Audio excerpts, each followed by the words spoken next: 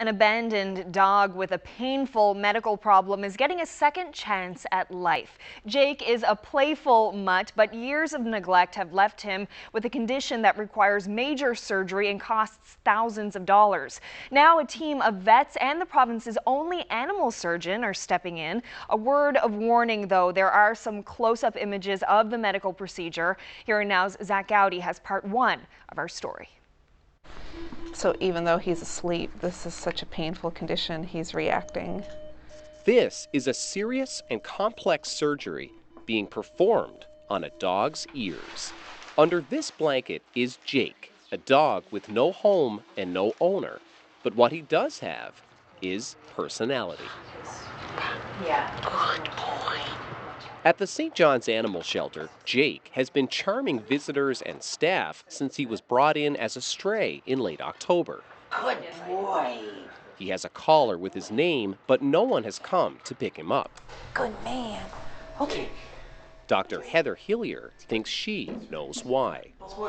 What has happened is all of the tissue inside his ear is swollen and changed over time. So it almost looks like he has tumors in his ears, like all of the tissue has grown out and completely closed off his ear canals. And unfortunately, it's happened on both sides. You can see, and if you had smell-o-vision, they're quite stinky as well. It's a problem usually seen in older dogs, but Jake is just 2. It likely began as a simple ear infection, but was never treated. Now his eardrums have ruptured. He is nearly deaf and in constant pain. Most dogs with this condition are head shy and won't allow themselves to be touched. Jake is different. He, despite being in pain and discomfort, he doesn't show it.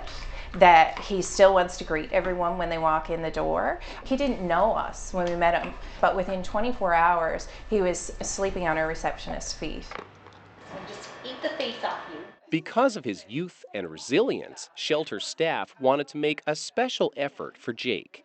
But he needs major surgery that costs more than $5,000. This is not my most favorite surgery to do, but it's one of my favorite surgeries in the improvement of quality of life that we see after they're all recovered. And when you see a dog like him that was already so happy, it's nice to be able to know that we're going to make him feel even better on the other end. I'm going to sedate him first. Jake doesn't know it yet, but his life is about to change for the better. First, he has to go through a serious operation. I know, it feels weird. I know. Does it feel funny? Yes, a good boy. The sedative stings, but the veterinarians gently calm him down. A moment later, Jake is asleep and the team goes to work. This is the Veterinary Specialty Center, a hospital for pets with the most severe problems. Jake is intubated and x-rayed, but he also gets a haircut, giving the team a clear view of his ears. The surgery takes several hours, so the vets make sure his feet won't get cold. Get someone to turn me up, Heather. At the center of it all is Dr. Trina Bailey. Jake's ears are now in her hands. If you've got your own dog, go home and look at their ear. It probably doesn't look like this one. So what we're going to do is remove this whole entire ear canal. And I use electrocautery for a lot of that because these tend to be fairly bloody. So you can do that with some cautery and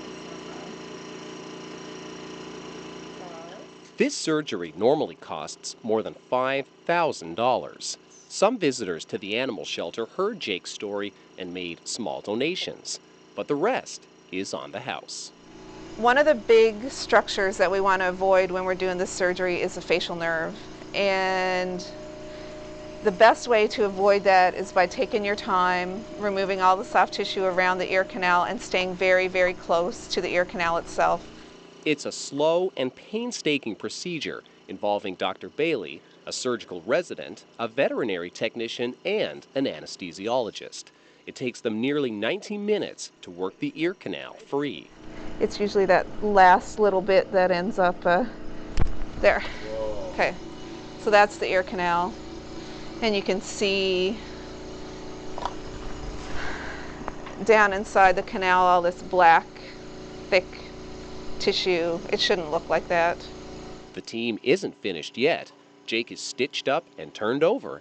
Then they start again on his other ear. Thank you. Bye-bye. 1 week later, Jake is back on his feet and back at the shelter. He is now completely deaf, but his pain is gone. So you're going to be able to let him go tomorrow? No, I think I'm going to keep him. Best of all, Jake has already been adopted. They're quite committed to him and have actually already been talking to a trainer to learn some hand signals for to communicate better with him. And what's it going to be like around here once he's gone? Oh, it's going to be really lonely. Go hug somebody else. Go hug somebody else. Jake may not be able to hear, but he knows how to say thank you. I think everybody in the building, it's a beautiful pick-me-up. Not every day is as joyful as his stories, so it's really lovely to have these stories. Zach Gowdy, CBC News, St. John's.